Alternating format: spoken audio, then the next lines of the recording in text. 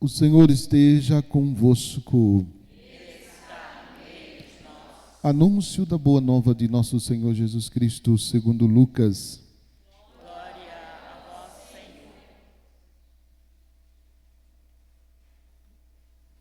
Naquele tempo, os chefes zombavam de Jesus, dizendo: a outros ele salvou. Salve-se a si mesmo, se de fato é o Cristo de Deus, ou escolhido. Os soldados também caçoavam dele. Aproximavam-se, ofereciam-lhe vinagre e diziam: se és o rei dos judeus, salva-te a ti mesmo. Acima dele havia um letreiro: este é o rei dos judeus. Um dos soldados, um dos malfeitores crucificado, o insultava dizendo: tu não és o Cristo? Salva-te a ti mesmo e a nós. Mas o outro o repreendeu, dizendo: nem sequer temes a Deus, tu que sofres a mesma condenação?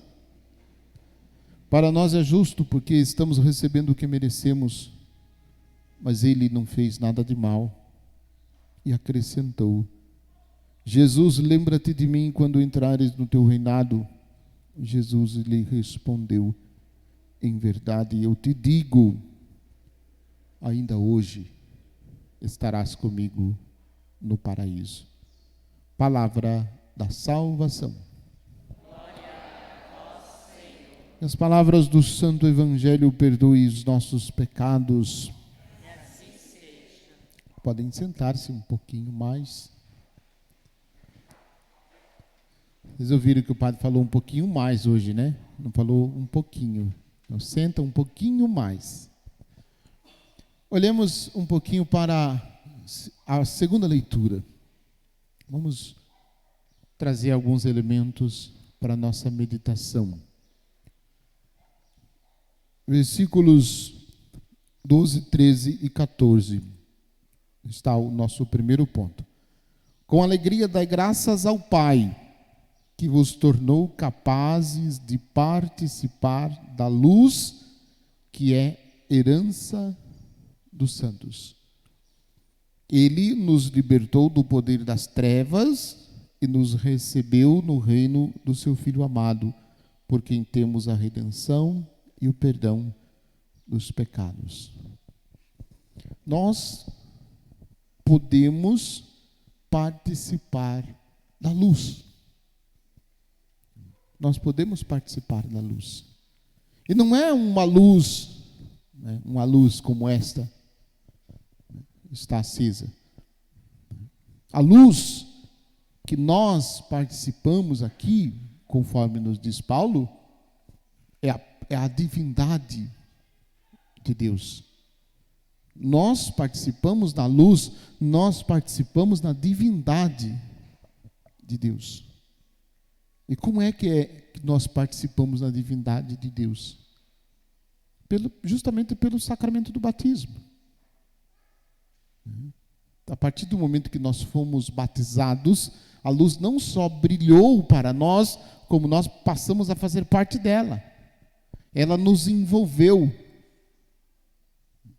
E envolvendo-nos, retirou as trevas, dissipou as trevas.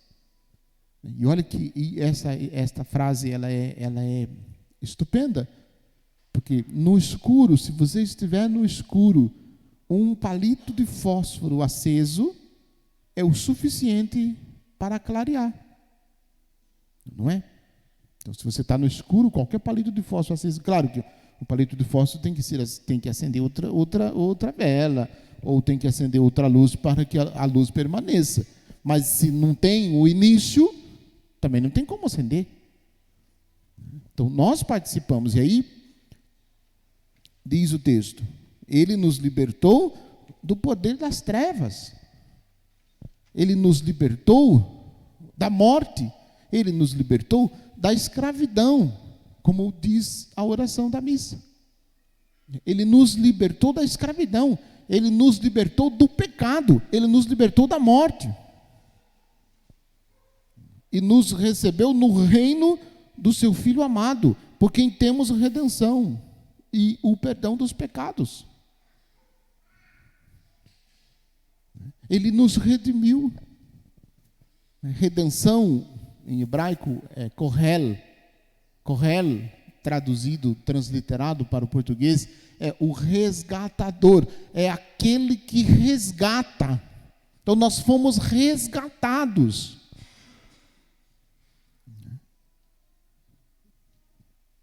Resgatados.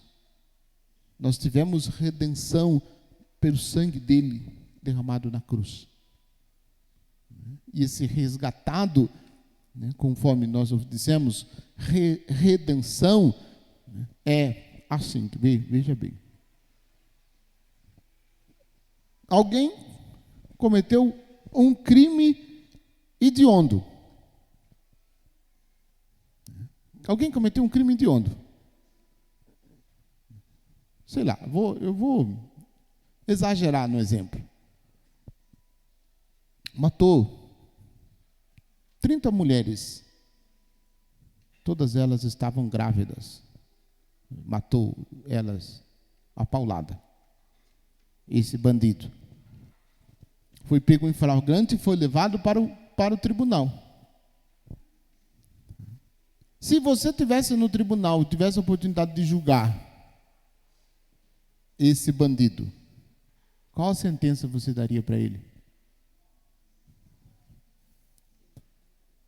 Pensa aí, dê para ele a sentença. Ficaria permanente preso, torturava ele, começando pela unha do dedinho do pé, enfiando aquela espátula assim debaixo da unha, levantando a unha,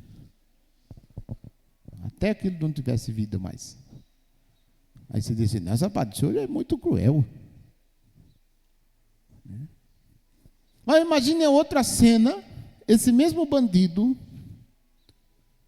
se a gente fosse condenar, ou se a gente tivesse a oportunidade de julgar, a gente condenaria ele tranquilamente, rapidamente, sem problema nenhum.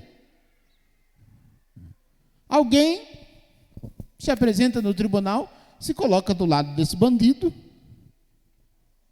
e diz para o juiz lá do tribunal e para todo mundo do tribunal, assim, esse moço aqui não tem mais nada com a justiça. Eu estou assumindo a culpa dele, tudo que ele fez de horrível, eu estou assumindo e eu estou declarando livre. Ele não tem mais nada, ele não deve mais nada. Pode soltar ele que ele está livre.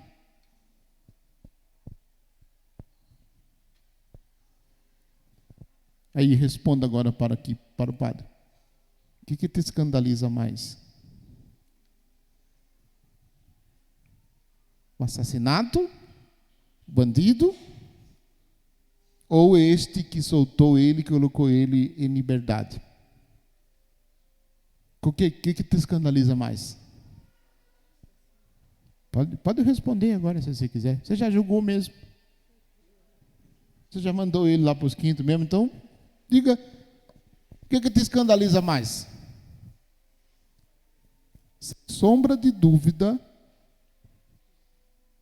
quem colocou esse bandido em liberdade. Ou eu estou enganado? Certamente não, né? Agora, notem, quando nós falamos de redenção, é isso que Jesus fez conosco. Desculpem o exagero do exemplo, mas o bandido somos eu e você. E Jesus nos colocou em liberdade pelo seu sangue derramado na cruz.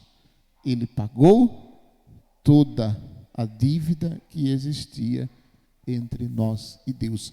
Dívida que nós não teríamos condições de pagar. Isto é redenção. Porque temos a redenção, o perdão dos pecados. Segundo ponto, a partir do versículo 14 até o versículo 17. Ele é a imagem do Deus invisível, o primogênito de toda a criação, Pois por causa dele foram criadas todas as coisas no céu e na terra, as visíveis e as invisíveis, tronos, dominações, soberanias e poderes. Ele é a imagem do Deus invisível. Aí lá no capítulo, no livro do Gênesis, tem duas passagens em que fala que nós somos a imagem e semelhança de Deus. Uma no capítulo 1, no versículo 27, diz assim: façamos o homem a nossa imagem e a nossa semelhança. E depois, no capítulo 2, no versículo 6, tem aquela expressão: Deus faz um boneco de barro. O boneco de barro soprou nele, nas narinas, o sopro da vida. E ele passou a ser um ser vivente. Ele colocou no ser humano, nesta ocasião, o que ele é. O que ele é. Então, a imagem de Deus é Jesus. E nós somos a imagem de Deus quando nós estamos unidos a Jesus. Nós somos a imagem de Deus quando nós somos fiéis a Jesus. Se nós nos distanciamos de Jesus, se nós nos afastamos de Jesus por conta dos nossos pecados, por conta das nossas ignorâncias, nós perdemos a imagem de Deus. E Jesus, pelo mistério da cruz, conforme nós rezamos, Jesus, pelo mistério da cruz, ele resgatou, ele corrigiu, ele refez a obra da criação. Não que a obra da criação tenha sido imperfeita, não, mas ficou manchada por causa do pecado. Não é só o homem que pagou pelo pecado do primeiro homem, não é só a humanidade que pagou, não, o universo todo, toda a obra criada. E para restaurar uma obra de arte, quem que pode restaurar uma obra de arte? A não ser o próprio artista, aquele que fez a obra. Só o artista pode recriar, restaurar uma obra de arte. E em Jesus, a obra de arte, que é a perfeição da criação de Deus, o ser humano foi restaurado. Foi restaurado.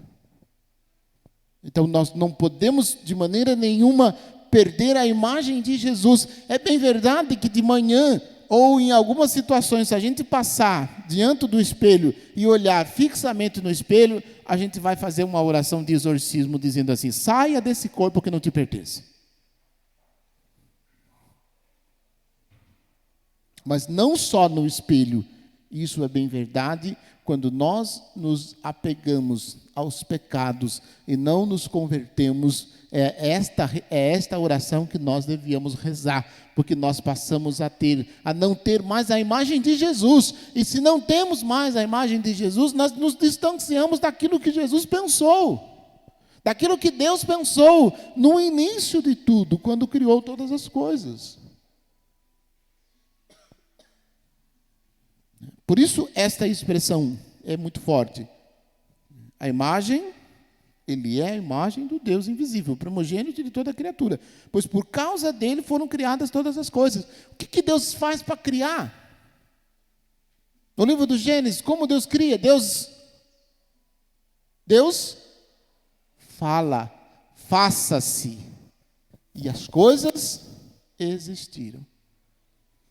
O Evangelho de João nos diz: no princípio estava a palavra com Deus. No princípio, a palavra era Deus. Estava junto de Deus. E a palavra se fez carne e habitou no meio de nós. Por ele, por causa dele, todas as coisas foram criadas. As visíveis, as do céu e as da terra, as visíveis e as invisíveis, tronos e dominações, soberanias e poderes. Tudo foi criado por meio dele, para ele. Tudo foi criado por meio dele, para ele. Tudo. Mas a gente tem dificuldade de entender isso, porque a gente pensa as coisas somente naquilo que a gente conhece desse nosso planetinha Terra. E de todas as coisas criadas, o planeta Terra é o menor de todos. E se o planeta Terra é o menor de todos, imagine o ser humano. O que o ser humano é no planeta Terra, que já é o menor de tudo.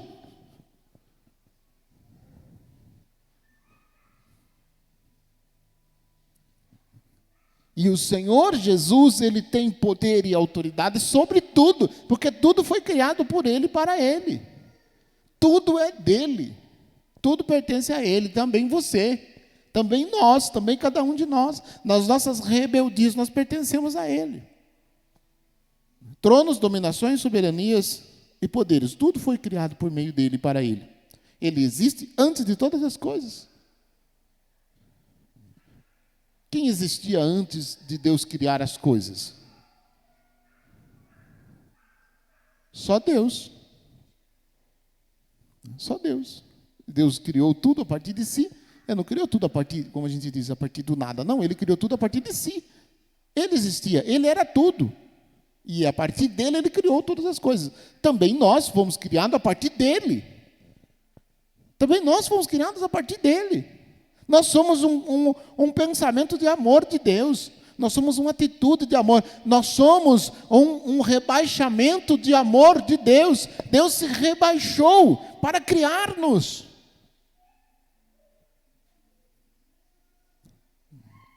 E mais ainda, se humilhou para salvar-nos, entregando o Filho dele na cruz.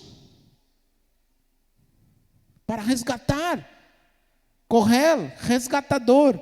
Redenção, o Redentor, para nos resgatar com o seu sangue derramado na cruz. Ele existe antes de todas as coisas, e todas as coisas têm nele a sua consistência. Tudo só tem consistência a partir dele. E se é por isso que se nós se afastarmos dele, se nós distanciarmos dele, a gente fica desumano. Sabe aquela história? Pecar é humano? Padre, pecar é humano, eu peco porque sou humano. Não. Pecado é desumano. O pecado nos desumaniza. O pecado nos desconfigura. O pecado tira de nós a imagem de Jesus, a imagem de Cristo, a semelhança de Deus. O pecado faz com que a gente perca a imagem de Deus. E nós precisamos voltar ao estado da graça, porque Jesus é rei, porque Jesus reina, porque Jesus é Senhor, porque Jesus é pastor, porque Jesus é sacerdote, porque Jesus é rei. E Ele deu a vida para nos salvar. Ele é a cabeça do corpo, terceira parte. Ele é a cabeça do corpo, isto é, da igreja. Ele é o princípio, o primogênito dentre os mortos, de sorte que em tudo ele tem a primazia, porque Deus quis habitar nele com toda a sua plenitude, para reconciliar consigo todos os seres, os que estão na terra e no céu, realizando a paz pelo sangue de sua cruz. Ele é a cabeça da igreja. E eu gosto muito dessa ideia de Paulo, quando ele chama cada um de nós como membros do corpo de Cristo, dizendo que Cristo é a cabeça e nós somos os seus membros, mas nós somos os membros do corpo de Cristo unidos a Ele, não separados, não distantes, não rompidos essa unidade. Nós somos quando estivermos dele. Se nós nos afastarmos dele, nós perdemos as características dele. Como um galho que quando é interrompido, quando é tirado da árvore, o que acontece com o galho quando corta ele da árvore?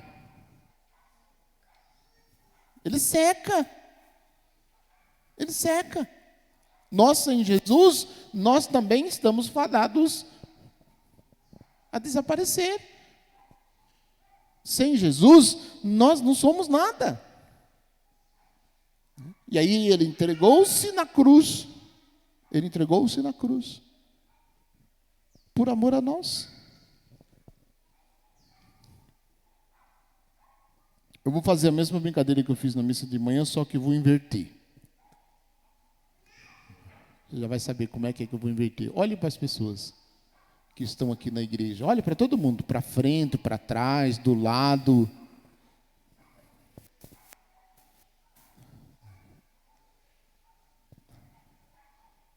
Você acha que alguém aí teria coragem de morrer por você?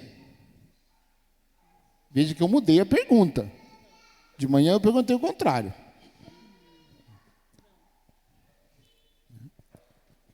Olha de novo para ver se você acha. Olha aí de novo.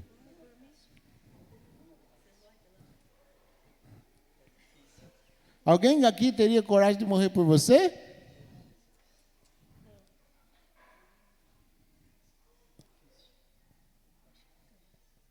Eu vejo vocês todos dizendo não. Até mesmo quem está sentado do lado do marido, do lado da esposa.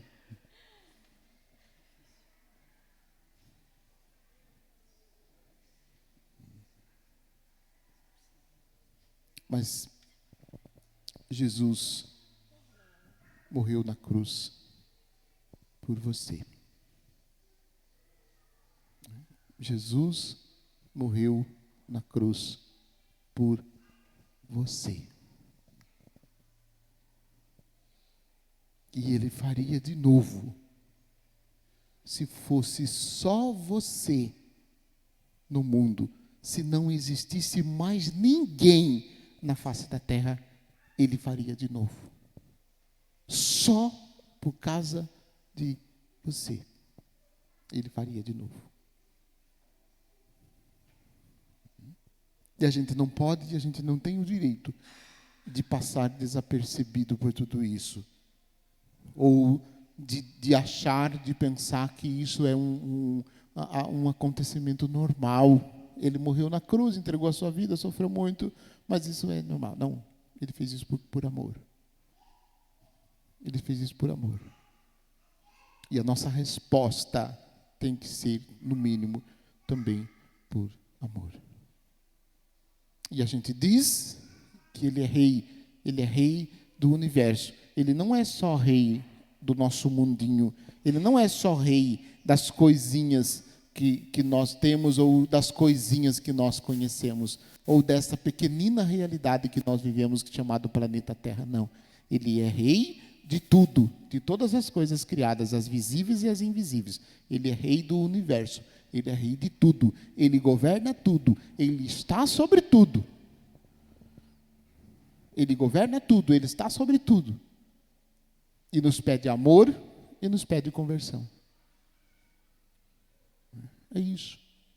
Dizer que Jesus é rei do universo é entregar a nossa vida todinha a ele, sem ter medo, sem receio, e nos colocarmos inteiramente à disposição dele, para que ele possa nos amar e levar-nos de volta para Deus. Resgatar o que o primeiro homem perdeu por conta do pecado. Ele resgatou na cruz. E faria de novo. Peçamos a Jesus a graça de amá-lo e de reconhecer o amor que ele tem por cada um de nós. Que assim seja.